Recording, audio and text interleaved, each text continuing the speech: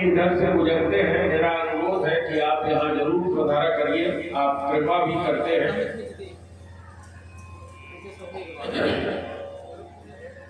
आप बीच में पधारे थे, आपसे मैंने अनुरोध किया था, आज आप यहाँ पधारे, आपका स्वागत, आपका अभिनंदन। अब हम कथा में आगे बढ़ते हैं, उससे पहले हम भगवान के नाम का स्मरण करेंगे। आप लोग दोहराइएगा। श्री राम जय राम, जय जय राम, श्री राम जय राम, जय जय राम, श्री राम जय राम, जय जय राम, श्री राम जय राम, जय जय राम, जय सिया राम, जय जय सिया राम, सीता राम, जय सीता राम, जय सिया राम, जय सिया राम, सीता राम, जय सीता राम, श्री राम जय राम, जय जय राम, श्री राम जय राम, जय जय राम, श्री राम जय राम, जय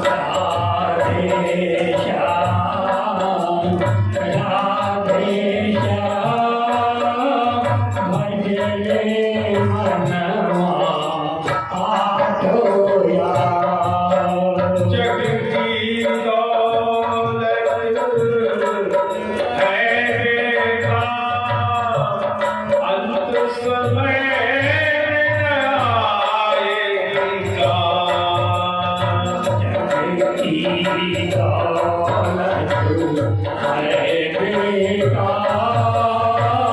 अंत समय में आए गीता। श्री राम जय राम राधे श्याम जय सीताराम। श्री राम जय राम राधे श्याम राधे श्याम जय सीताराम। राधे राधे सीताराम सीताराम जय राधे श्याम। राधे राधे सीताराम सीताराम जय राधे श्याम। प्रेम से बोलो देव भगवान की जय। अभी आपने भगवान के नामकरण संस्कार की कथा सुना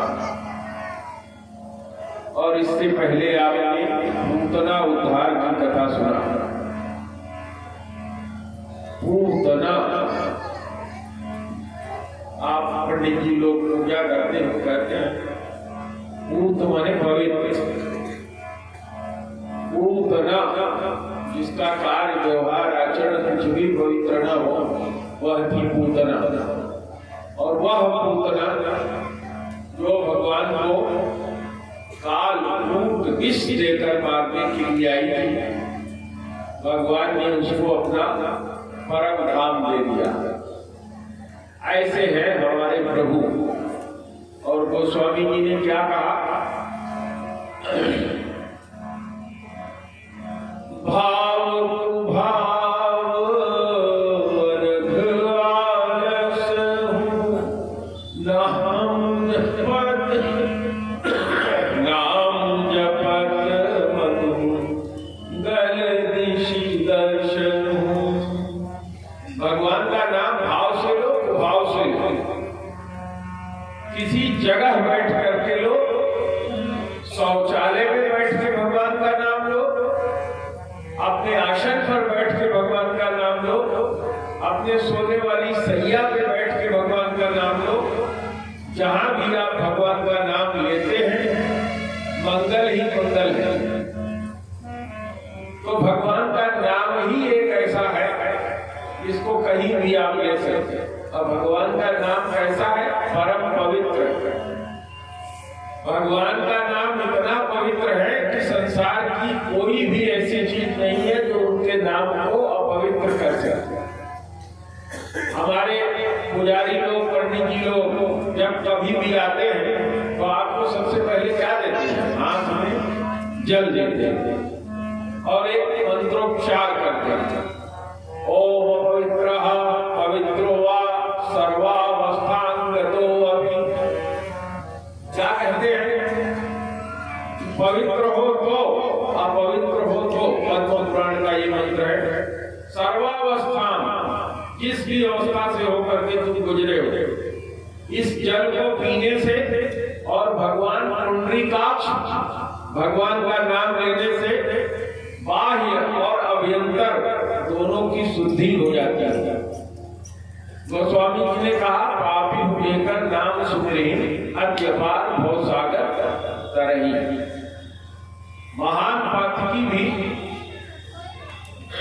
जिसका नाम सुमिरन करे तो भव सागर से पार हो जाता है। और पूतना नाम सुमिरन को छोड़ दो, जिसने अपने छाती पर भगवान की लीला कराई तो भला उसको मुक्ति कैसे नहीं मिल सकती थी। और सुखदेव जी के बारे में भी ये कथा आती है। यही श्लोक जब वेद व्यास जी के शिष्यों ने उसी वन में जहां सुखदेव जी रहते थे, जब सुखदेव जी बाप के बुलाने पर रुके नहीं थे, पैदा होते ही जंगल को चले गए थे। उसी जंगल में जब वेद व्यास जी के शिष्यों ने इस ललित श्लोक को गाया तो सुखदेव जी ने पूछा, अरे भाई क्या गा रहे हो, किसने लिखा है? कहा, महाराज ये हमारे गुरुदेव ने लिखा है और मैंने आपसे चर्चा किया कि बाप बुलाता रहा, बेटा जाता रहा, जिसकी तन्मयता जन्म के समय से ही, जिसकी व्याप्ति विश्व ब्रह्मांड से हो गई थी, जिस व्याप्ति के कारण उसकी तरफ से निर्जीव वृक्षों ने उत्तर दिया और वो चलते चले गए। भगवान के उस सुंदर लीला को इस श्लोक में जानकर उन्होंने पूछा कि इस श्लोक को किसने लिखा है, किसके बारे में ये श्लोक है, वो कौन सा भगवान है जिसने इस तरह की सद्गति दे दिया। मैंने आप लोगों से चर्चा किया कि भगवान के दो तरह से लोग सुमिरन करते हैं, सगुण और निर्गुण। चर्चा किया था, हाथ उठाइए आप लोग, किसको किसको याद है? हाँ, बहुत सुंदर। अब गोस्वामी जी ने इस दोनों को एक कर दिया। उन्होंने कहा सगुण ही निर्गुण ही नहीं कछु वेदा। सगुण और निर्गुण दोनों में कोई भेद नहीं है। उभय हरे भव शब्दो वेदा। भव क्या है? भव यह संसार है। भव माने होना। मैंने आपसे चर्चा किया था, भव माने होना। अंग्रेजी में इसको कहते हैं बिकमिंग। एक ही क्षण में हजारों तरह की घटना हो रही है। हम यहाँ बैठे कथा कह रहे हैं, आप कथा सुन रहे हैं। कोई सड़क पे जा रहा है, कोई अस्पताल में बढ़ रहा है, किसी को बच्चा पैदा हो रहा है, कोई बच्चा पेट में आ रहा है, कहीं सूरज उग रहा है, कहीं सूरज डूब रहा है। इस तरह से नाना प्रकार की घटनाएं एक साथ होती रहती हैं, जिसको भव भव माने होना। तो यह भव सागर है, क्योंकि यहाँ एक दो घटना नहीं, एक ही साथ करोड़ों घटनाएं एक साथ हो रही है। तो आपने सुना कि पूतना नाम की राक्षसी जो भगवान को आई थी कि मैं भगवान को कालकूट विष पिलाकर कंस के रास्ते से हटा दूंगी, वो अपने जीवन के रास्ते से ही हट गई। भगवान ने इस तरह से बड़ी सुंदर लीला किया। जो सगुण ब्रह्म है उसका नाम, रूप, लीला, धाम, उसके परिकर, ये 6 चीजें हैं। तो अभी आपसे मैंने चर्चा किया कि भगवान ने जब सृष्टि की रचना करना चाहा तो उन्होंने महतत्व का आवाहन करके 16 कलाएं उत्पन्न किया। उन 16 कलाओं में क्या क्या दे दिया आप लोगों को याद होगा। 10 आपको इंद्रियां दिया, 5 ज्ञानेंद्रियां, 5 कर्मेंद्रियां, 5 महाभूत जो हमारे आपके शरीर में और प्रकृति में भी व्याप्त है, और उसके साथ एक मन दे दिया।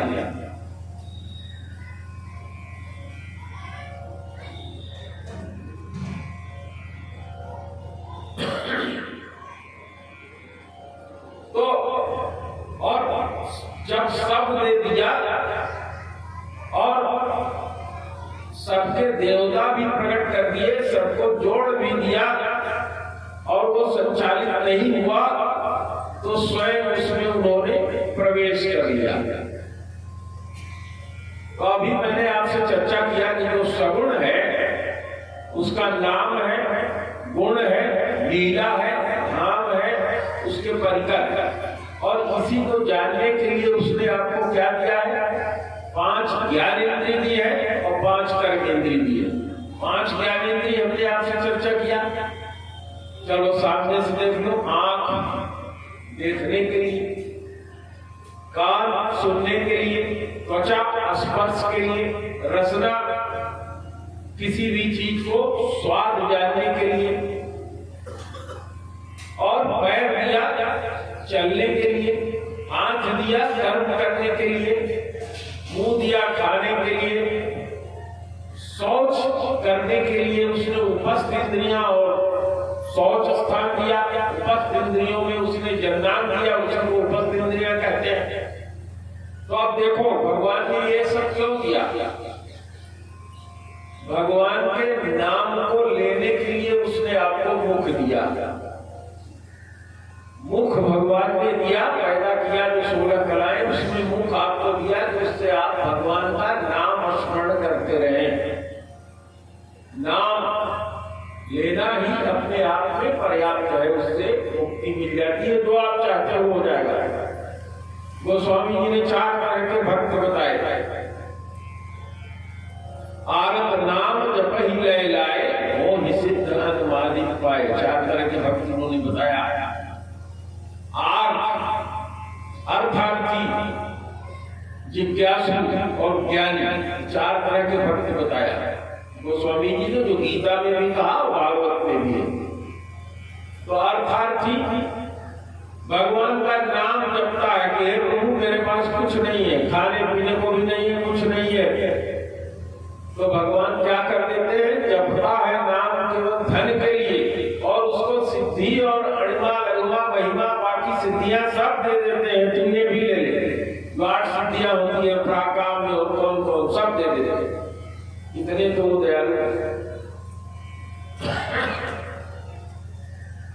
दूसरा, पहला तो ये आत्मभक्त हो गया।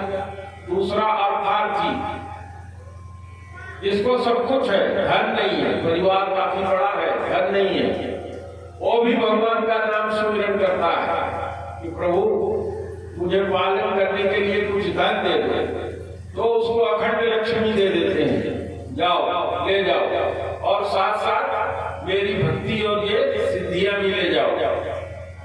और तीसरा भक्त उन्होंने क्या बताया? जिज्ञासु। जिज्ञासु भक्त कौन होते हैं? जिनको भगवान ने धन भी दिया, परिवार भी दिया, यश भी दिया, कीर्ति भी दिया। अब उनके मन में ये आता है कि अच्छा, भगवान नाम की भी कोई चीज होती है, भगवान का कहीं कोई अस्तित्व तो है, भगवान है, तो उसको जिज्ञासा होती है। वो जिज्ञासा से इसमें आता है, भगवान का नाम सुमिरन करता है और उसे प्राप्ति भगवान की हो जाती है। वो जान जाता है कि भगवान है। और ज्ञानी को तो भगवान ने कहा कि मेरा श्रद्धा स्वरूप ही है। तो मैं आपसे कह रहा था कि भगवान ने जो सगुण है उसका नाम है, नाम लेने के लिए आपको मुख दिया। लीला, उसकी लीला देखने के लिए, ये संसार उसकी लीला विलास है, उसको देखने के लिए उसने तुमको आंख दिया। गुण सुनने के लिए उसने तुम्हें कान दिया। परिकर, भगवान के साथ साथ कौन रहे? माता सीता, लक्ष्मण, भरत, शत्रुघ्न, जितने अन्य उनके साथ रहने वाले, हनुमान जी, विभीषण जी, सुग्रीव जी, साथ साथ जितने अन्य लोग रहे, उनके चारों तरफ रहने वाले वो लोग जिनको लेकर के, माता पिता जिनको लेकर के उन्होंने सारी लीला किया, परिकर, वो भी अपनी इसी इंद्रियों से देखो और तुम्हें मिलेगा कौन? भगवान मिलेगा। जैसे हनुमान जी के लिए गोस्वामी जी ने क्या लिखा कि सुमिरोगे हनुमान का नाम, तुम्हारे भजन राम को पावे और जन्म जन्म को दुख बिसरावे। तो कहा मैं तुमको ये सब दे रहा हूँ, इंद्रियां और ये विषय अपने काम के लिए भी उपयोग कर ले रहा है, लेकिन मैं दे रहा हूँ इसलिए कि मेरे बारे में भी जान जाओ। तो नाम, लीला, धाम, गुण, परिकर, अब इसमें धाम रह गया। धाम जैसे यहाँ अयोध्या धाम है, मथुरा धाम है, जैसे गुरु जी का ये फुटेहना धाम है। यहाँ आने के लिए धाम बने घर, जहाँ वो निवास किए। तो इसका भी उतना ही स्थान है जितना भगवान के नाम का स्मरण जब करते हो तो भगवत की प्राप्ति होती है, वैसे उनके धाम में जाने से और रहने से वैसे से ही भगवत की प्राप्ति हो जाती है। और वेद मत, संत मत, लोक मत, तीनों ये कहते हैं देखो कभी किसी के साथ प्रभु न करे हो, लेकिन हो सकता है कि बुढ़ापे में आंख खराब हो जाए, तो आंख से आप भगवान की ये संसार की लीला न देख सको। कान खराब हो जाए, उससे आप उनका गुणगान न सुन सको। मुंह से गूंगे हो जाओ, गुणगान मुख से न कर सको। लेकिन अंतिम बात जो कहा धाम, तो किसी तरीके से चल के अगर उनके धाम में चले गए और निवास कर लिया, तो धाम में जाकर रुकने पर वही फल आपको मिल जाता है जो बाकी इन सब चीजों से मिलता है। इसलिए भगवान ने आपको ये ज्ञानेंद्रियां और कर्मेंद्रियां दिया और मन आपको दिया। मैंने आपसे चर्चा किया कि परीक्षित जी को कहते हुए दूसरे स्कंद में मैंने आपको सुनाया था। क्या सुनाया था उन्होंने? हे परीक्षित, जितना श्वास हो अपने श्वास को जीतो और जितना संग हो संग को जीतो। तो ये श्वास को क्यों जीतने के लिए उन्होंने कहा? क्योंकि तुम्हारे जीवन और मृत्यु के बीच संबंध स्थापित कौन करता है? तुम्हारा ये श्वास भीतर जा रहा है, आ रहा है। और ये श्वास किससे, आप किस चीज की लेते हो? वायु से। और वायु क्या है? महाभूत है। 5 महाभूत, चित्त जल पावक गगन समीरा पंच रचनिया अधम शरीरा। भगवान ने जो यह शरीर बनाया और इससे जो आपका जीवन का संबंध है वो निरंतर चल रहा है। सो जाते हो न चाहो तो भी ये सांस चलती रहती है, और चाहो तो भी चलती है। चाह के आप क्या करते हो? किसी को गाली देना शुरू करते हो, तो भगवान क्या करते हैं? तुम्हारी सांस को तेज कर देते हैं। क्रोध में आते हो तो तुम्हारी सांस तेज हो जाती है। जब निद्रा में जाते हो तो तुम्हारी सांस धीमी हो जाती है। यह सब क्या है? यह सब चिन्ह है। किस चीज का चिन्ह है? कि तुम्हारे अंदर वह जो आत्मा के रूप में परमात्मा निवास कर रहा है, उसने जो तुमको ये सांसें दी है, जिससे तुम्हारी ज्ञान इंद्रियां और कर्म इंद्रियों को जोड़ा है, उनकी चार्जिंग भी वो इसी से करता है। जैसे आप अपना फोन मोबाइल चार्ज करते हो, बैटरी चार्ज करते हो, मोबाइल डिस्चार्ज हो जाए तो आप लगा देते हो, सवेरे 2 घंटा आधे घंटे में चार्ज हो जाती है। उसी तरीके से शाम को जब आप सोते हो और सवेरे उठते हो तो आपकी बैटरी क्या होती है? चार्ज हो जाती है। तो भगवान ने उसका चार्जर भी तुम्हारे अंदर ही दे रखा है, और वो चार्जर तुम्हारा ये श्वास ही है। इसी श्वास से ही नींद आती है। जब आप लेटते हो धीरे धीरे श्वास की गति धीमी हो जाती है, बाकी 5 इंद्रियां अंतर्मुखी हो जाती हैं, कर्म इंद्रियां शिथिल हो जाती हैं, तुम्हारा मन शांत हो जाता है। मन दिन भर 5 ज्ञान इंद्रियों के साथ और कर्म इंद्रियों के साथ विचरण करता रहता है, वह भी शांत हो जाता है।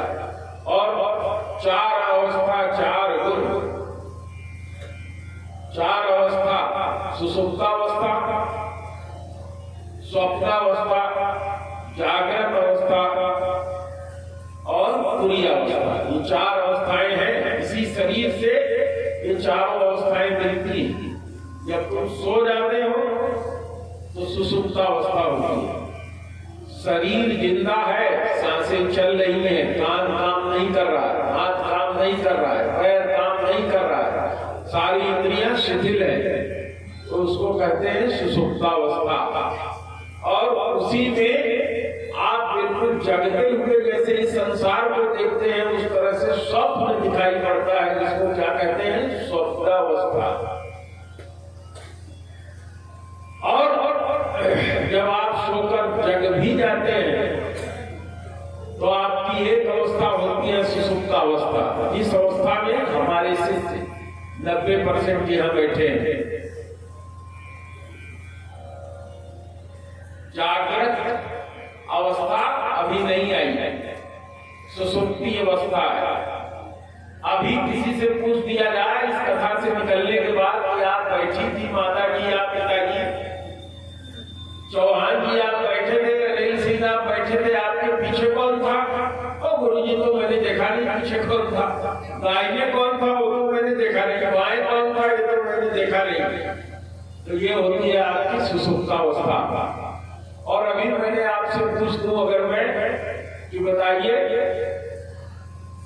सुखदेव जी में दूसरे अध्याय के दूसरे स्कंद के दूसरे अध्याय के दूसरे श्लोक में जो मैंने आपको सुनाया था, इतना श्वासो जिनसंगो, तो आप में से आधे से ज्यादा लोग कहेंगे महाराज सुना तो मैंने जरूर था लेकिन कायदे से नहीं सुना, वो मेरे दिमाग में नहीं आया। तो जागते हुए भी आप जग रहे हैं, बैठे हैं, लेकिन आपकी जो अवस्था है कौन सी अवस्था है? सुसुप्त अवस्था है। तो ये दोनों अवस्था किसी काम की नहीं है। इसमें भगवान न मिलेंगे न संसार मिलेगा तुमको। तो कहा क्या करो? कहा जाग जाओ।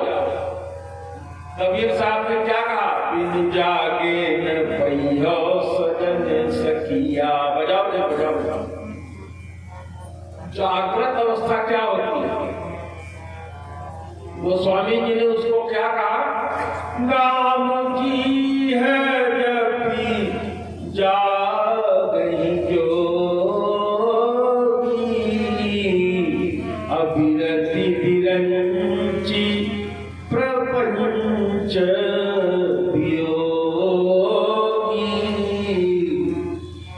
का एकमात्र साधन है। का क्या साधन है? का नाम जपो। नाम जपना तुमने शुरू कर दिया तो तुम्हारी वो अवस्था दूर हो गई। स्वप्नावस्था सुसुप्तावस्था दोनों दूर हो गई और जागृत अवस्था में आ जाओगे। कल भी मैंने आपको सुनाया था भक्ति रसामित सिंधु का आदो श्रद्धा ततो साधु श्रद्धा अथ भजनक क्रिया। तो अगर चाहते हो जीवन में भी अगर सफल होना चाहते हो तो तुमको क्या होना पड़ेगा? जगना पड़ेगा। अरे ये कथा तो मैं आपको जो सुना रहा हूँ भगवान का, वो इसीलिए सुना रहा हूँ जब जगोगे तभी जानोगे कि पूतना क्या थी। पूतना क्यों पूतना थी? जब जागे नहीं रहोगे तो वो कथा इस कान से सुनोगे उस कान से निकल जाएगा। तो भगवान का नाम जपना ही तुमको जागृत कर देगा। तो आओ मेरे साथ फिर नाम जपो। श्री राम जय राम, जय जय राम। श्री राम जय राम, जय जय राम। श्री राम जय राम, जय जय राम। श्री राम जय राम, जय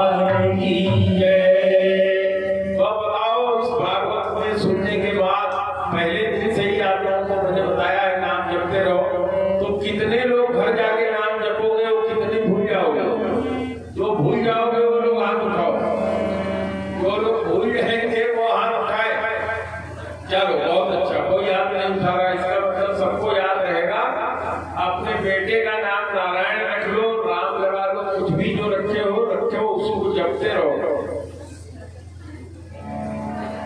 तो चौथी अवस्था क्या आई?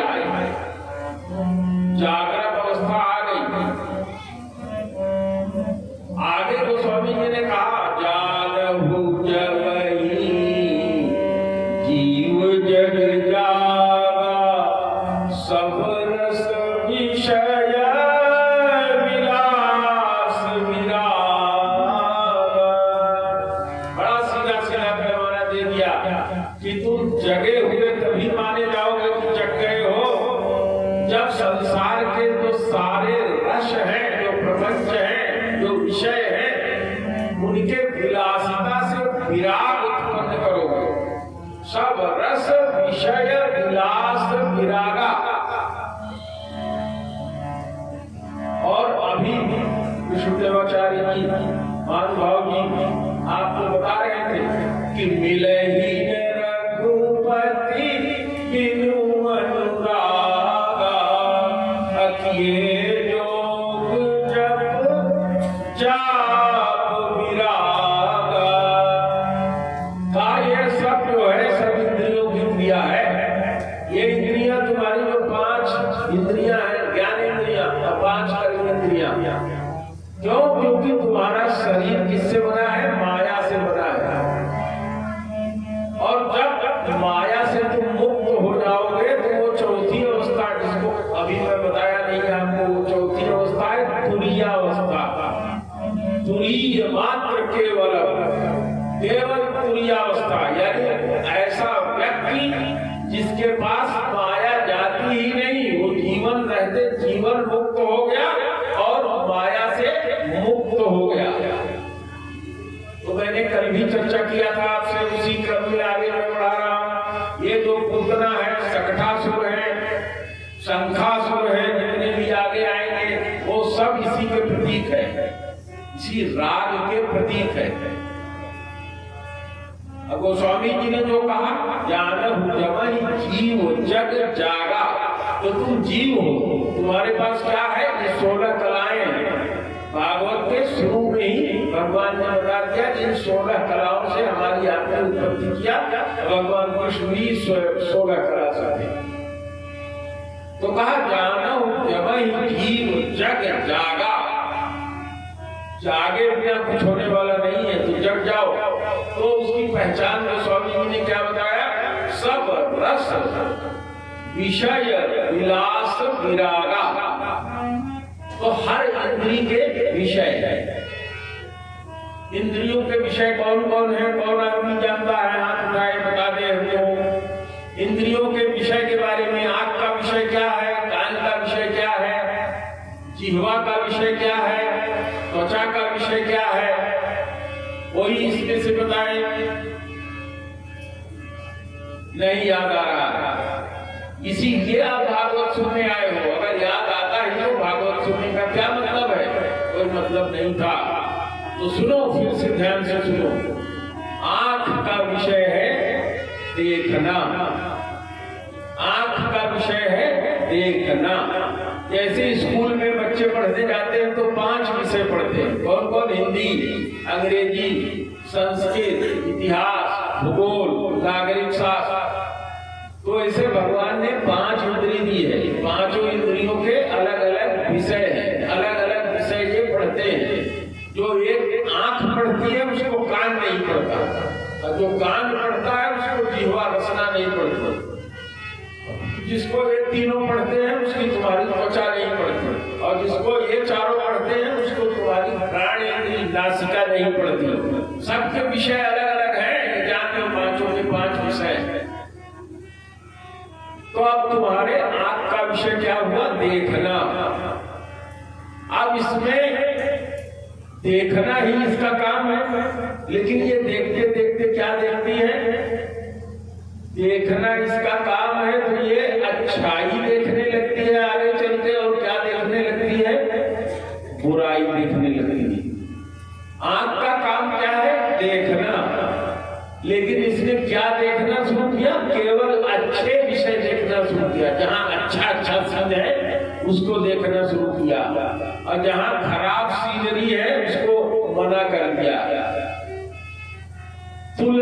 करना शुरू कर दिया, फलाने अच्छे हैं और फलाने खराब हैं। तो गोस्वामी जी ने इसी को उत्तरकांड में 50वें दोहे में क्या कहा? माया कृत गुण दोष अनेका, माया ने गुण और दोष अनेक कर दिया। और उसकी अगली चौपाई में क्या कहते हैं? गुण यह उभय है देखिए, देख सो अविवेक। तो ये दोनों देखना, अच्छाई और बुराई दोनों देखना, इसके देखने के लिए भगवान ने तुम्हारी आंख नहीं दिया था। जहां तुमने अच्छाई से देखना शुरू कर दिया, बुराई उससे देखना शुरू कर दिया, वही तुम संसारिक प्रपंच में चले गए। इसी से दूर रहने की बात गोस्वामी जी कहते हैं। जानहु जबहि जीव जग जागा, सब रस विषय विलास विरागा।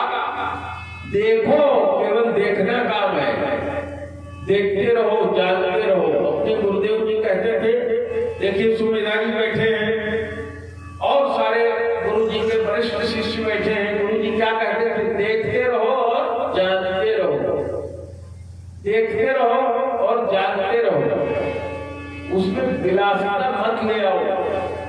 अगर विलासिता ले आओगे तो क्या होगा? उसमें फंस जाओगे। तो आपका ये विषय हुआ, कान का विषय सुनना। तो ये सुनने का विषय क्या है? भगवान का गुरु सुनना। और हम सुनने क्या लगते हैं? पड़ोसी की निंदा।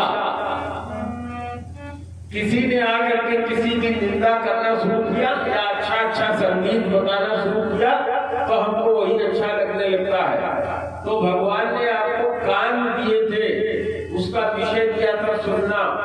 अब आप उससे विषय के विलास में चले गए, वह आपके लिए क्या हो जाएगा? घातक हो जाएगा। आप उसी के विषय में फंस जाएंगे।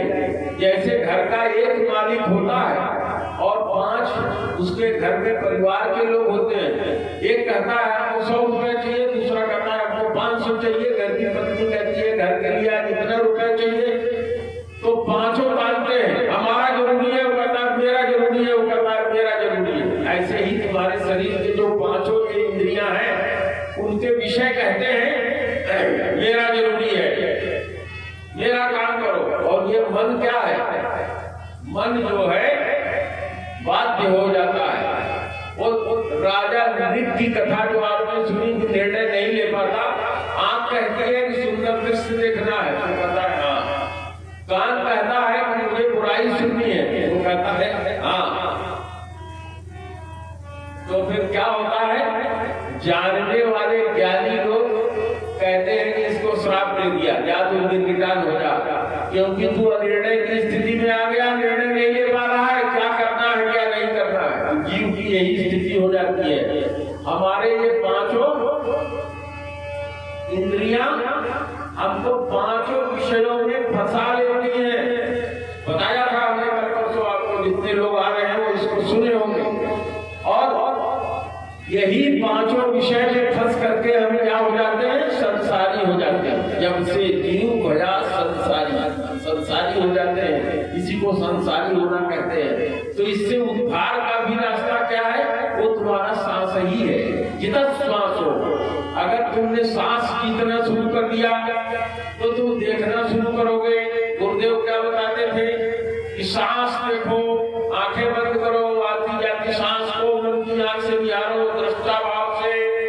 दृष्टा भाव से मतलब कि तुम शरीर नहीं हो, तुम आती जाती सांस को अंदर जा रही हो, उसको केवल देख रहे हो, ये दूसरे की सांस है।